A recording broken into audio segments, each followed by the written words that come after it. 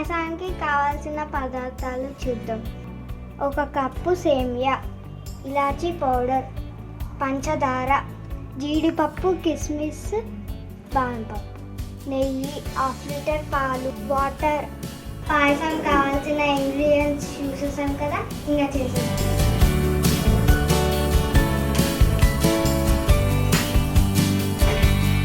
Bowl వేడెక్కిన తర్వాత నెయ్యి వేసుకోవాలి.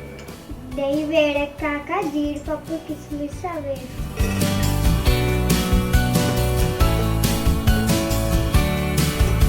ఇలా బాగా కలర్ వచ్చేంత వరకు వేయించుకోవాలి.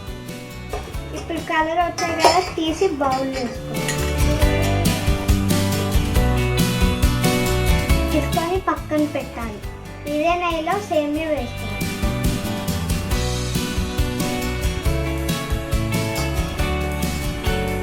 వేసి బాగా కలుపుకోవాలి.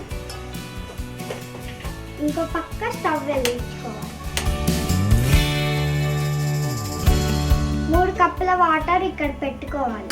వాటర్ వేడెక్కేంత వరకు ఇది కలుపుకోవాలి. కరెక్ట్గా ఇది వేగింది. ఇప్పుడు వాటర్ ఇందులో పోసుకోవాలి.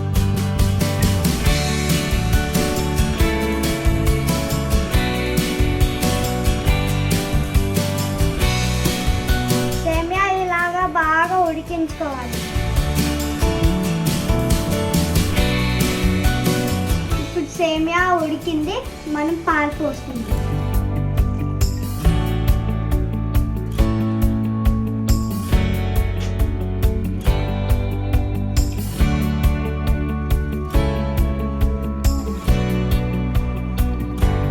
ఇలా 5 మినిట్స్ పాలల్లో ఉడికించుకోవాలి.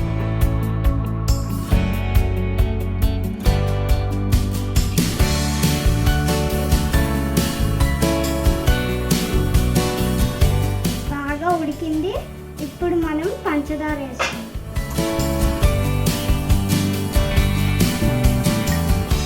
పంచదార వేసాక మనం కలుపుకోవాలి. ఇప్పుడు మనం ముందుగా వేయించుకున్న జీడిపప్పు, కిస్మిస్, బాదం పప్పుని దీనిలో వేసుకుందాం.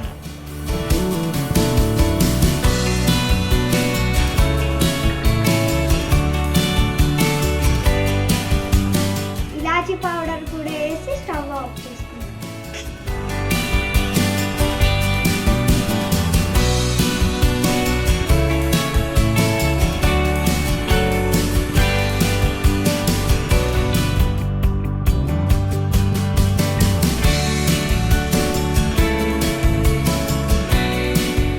పాయసం రెడీ అయిపోయింది. మనం టేస్ట్ చేద్దాం.